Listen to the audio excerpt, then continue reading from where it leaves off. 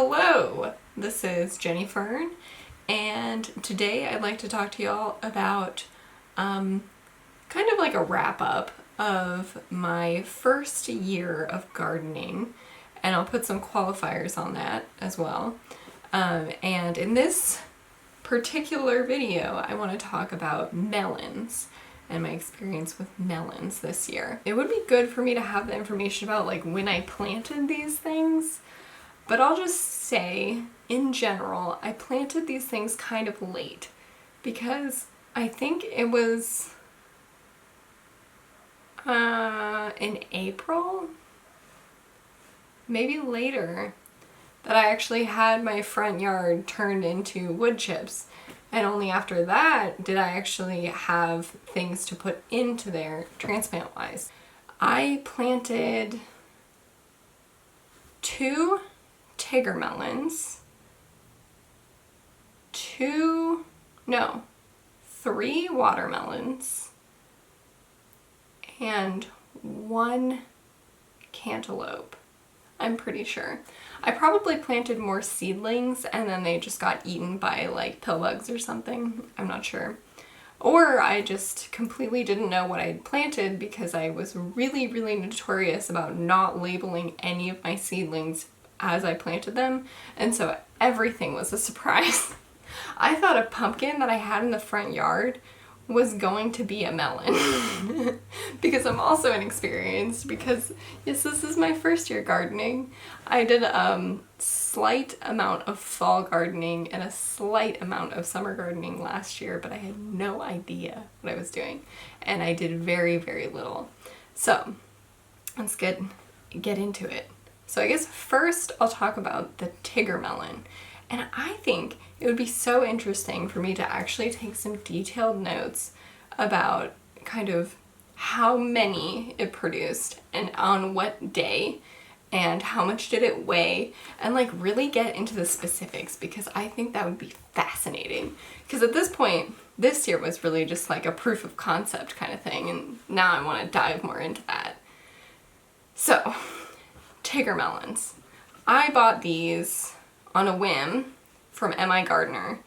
I don't know why I got them specifically, but I did, and so I planted them.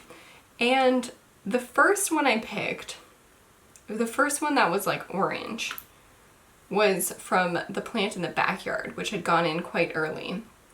And I thought it was ripe because it smelled like a melon, and it was orange, and it was fully orange. I was like, I think this is ripe, and I picked it, and it was not ripe, and it tasted kind of like soap.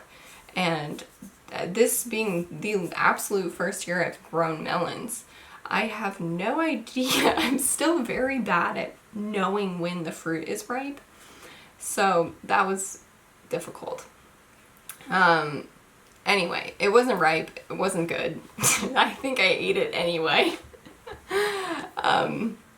And then the next one that was up was, again, not quite ripe. But it was close enough to think that that was maybe how it was supposed to taste. And I didn't like it.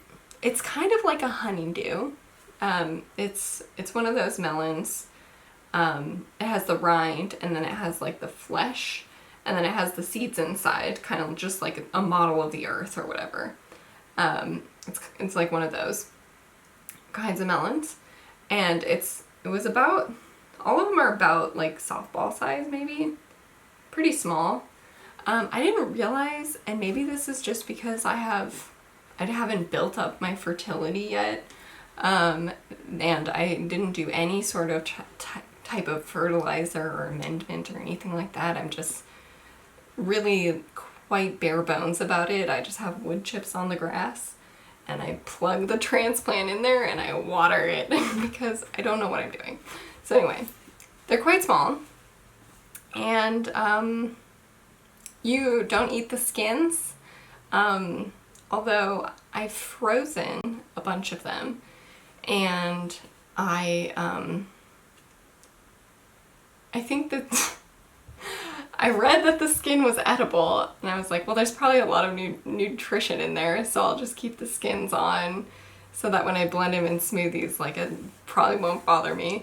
Same with the watermelon, which I'll get to later, but I also left the seeds in there because the seeds have quite a lot of nutrition in them that I don't really want to get rid of. Although I blended it up the other day. It's a ground up seed. It's not very good texture-wise. But anyway, let's move on from that. So the melons. The one in the back, I think it only produced 2 or 3. There's one on there right now, but it's super tiny and bad.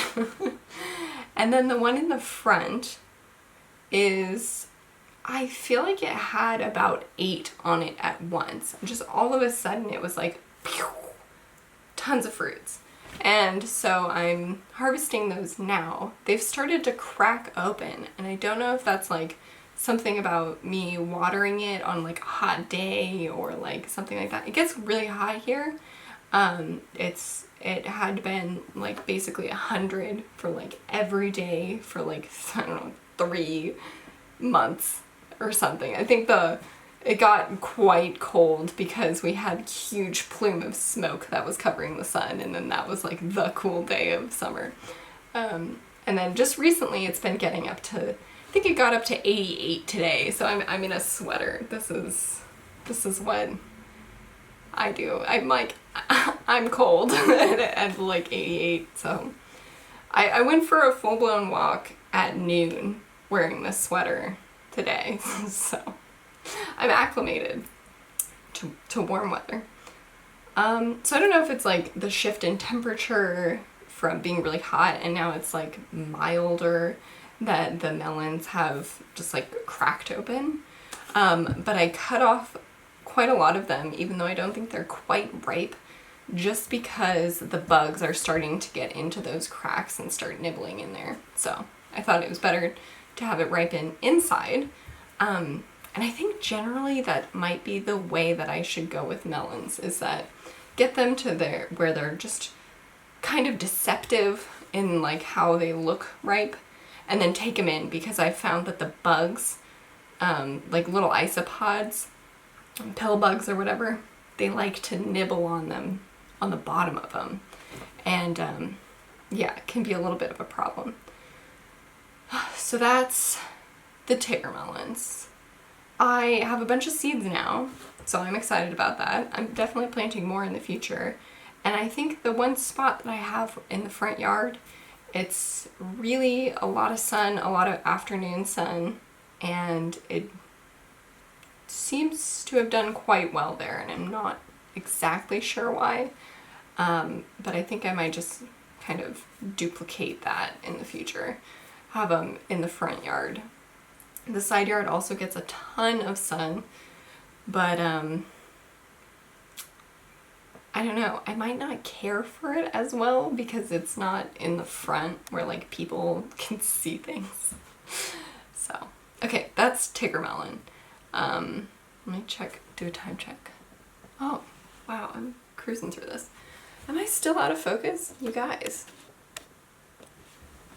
You gotta tell me these things.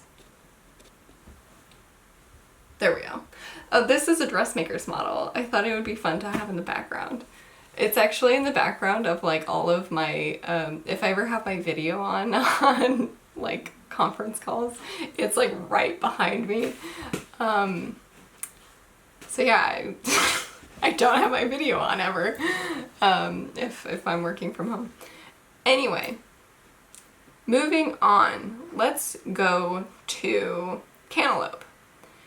I got like 2 dang cantaloupe. I think I have 1 on the plant still. I think I ate 1. I definitely ate 1 recently. I had a really nice cantaloupe that I had sitting on the counter for, I don't know, maybe a week and a half, because the pill bugs were really going at this cantaloupe. They'd started to kind of break through. You know how the texture of the cantaloupe skin is very lumpy bumpy? they had started kind of going into the lumpy bumps, into like the crater, and like getting more into the flesh. So I decided to take those in, that in the one, and let it ripen. And so then just the other day, maybe like 2 days ago, I decided to cut it open and scoop out all the guts, because cantaloupe is, again, one of those like earth model melons that has the skin and then the flesh and then all of the guts in the middle. Scoop all of the seeds, save a bunch of the seeds, and ate that puppy right up. It was delicious. I might have had a little bit of an underripe one earlier in the season, but I can't really remember, so I'm thinking it was unremarkable.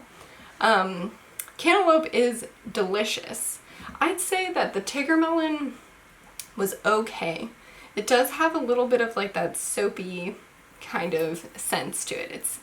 It's kind of like a honeydew in that kind of, where it's more of like the soap, or like it's more like botanical kind of tasting. I feel like it would go well in maybe, like today I had a honeydew. We got a honeydew delivered to our house as like a charity thing for this whole neighborhood. They like dropped off boxes of food for us. I don't know. Anyway, we had a honeydew, and we had it for a long time. It was starting to turn, and so I cracked that puppy open and made some like a tomato salad with some of my tomatoes and kind of more like a salsa, tomatoes and like a vinaigrette and red onion. And that was delicious. So I feel like they can be treated a little bit more savory, is what I was getting at. Like, similar to the honeydew, I feel like you can treat the tigger melon in a little bit more of a savory direction. And the cantaloupe is really just like a sweet treat. Like, it would be great with some vanilla ice cream or something like that. Delicious. Anyway, cantaloupe was super unsuccessful in production. I may have just not watered it enough.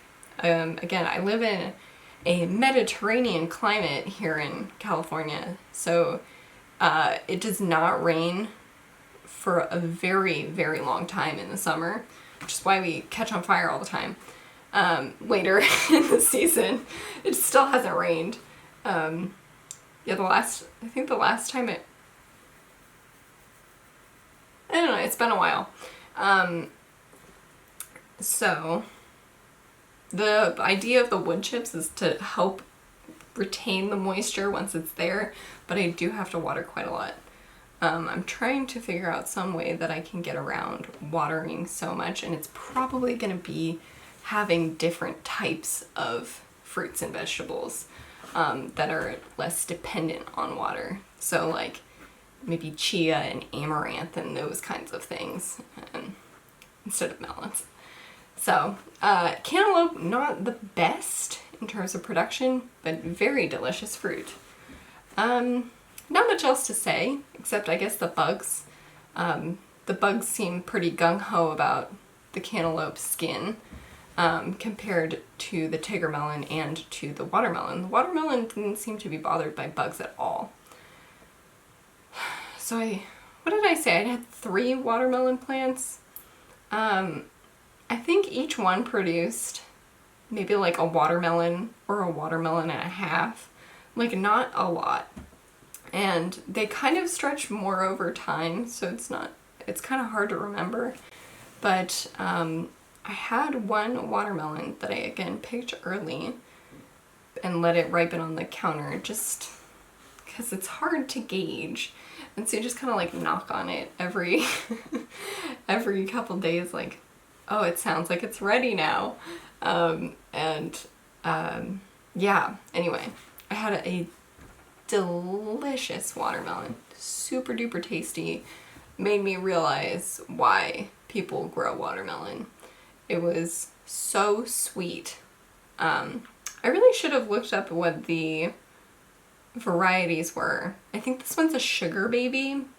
I got the cantaloupe and the watermelon seeds from a survival bundle package of seeds where I got I was really hoping for like lots of varieties, because once you plant like a couple of the seeds, then you can have seeds coming off those plants like year after year. And so that was my idea, is that I just get a lot of variety of different types of foods, see what works really well, and then I can just keep growing the plants that had done really well here, and then over time we'll get like a really great, we'll get like a really great functioning system here. Is kind of the idea.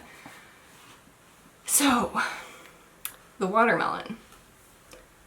I picked a watermelon earlier on, and this was after my experience with the tigger melon and picking it early and having it be really gross. So I picked a watermelon after it had been in the hot sun for a very long time. And I cut it open, and it had just like, it was kind of like desiccated inside, where it was kind of like an alien home. like a network, like a spindly like spider or watermelon network inside. Not good. It was okay. I ate it. But when I actually had a ripe, full, juicy, you knock on it and you like hear the wonderful sounds of the watermelon talking to you. That was a great experience. And then I froze some watermelon as well. So I actually got, not a lot, but like at one time I got maybe like 3 watermelons. I have a couple out there. I have one really tiny one, I think, and then I have one kind of, probably I should take it off the vine and bring it inside. It's probably ripe. So that is the melons. I think that's it. I didn't do a great job.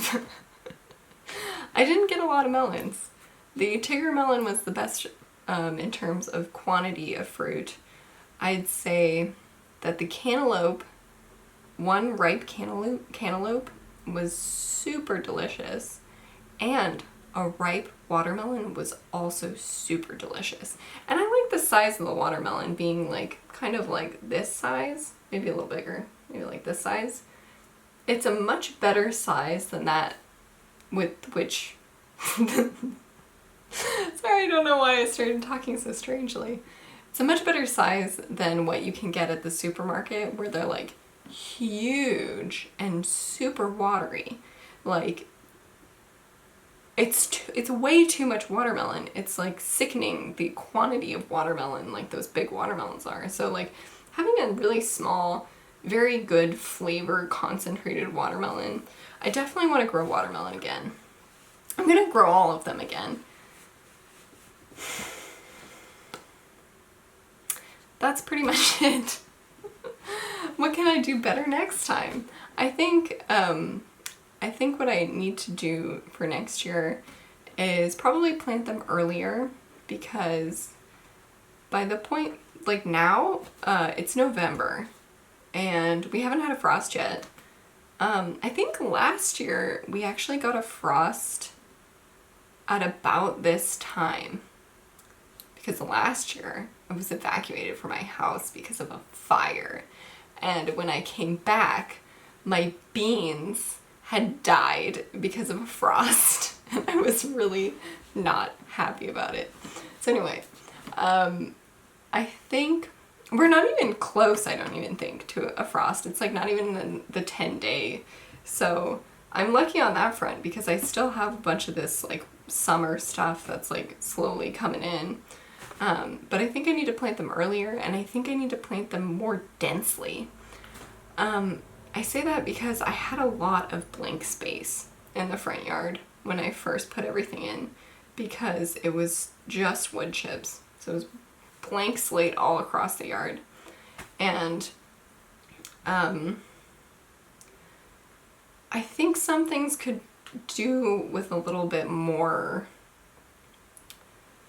activity in around them, like plant-wise, and maybe like a little bit of shielding from the elements.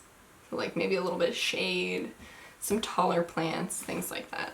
So I think moving forward I'll be helped by having like a rotation of like fall and winter crops and then starting into spring crops. It won't be like completely empty out there.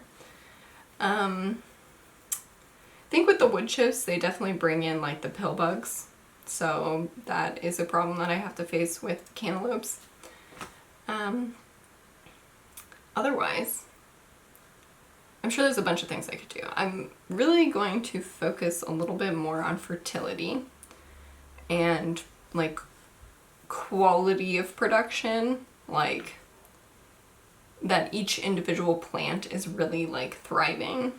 And I'm gonna plant more plants. I don't know how many melons you should expect off of a plant, but I don't think I got enough. Like it wasn't like thriving.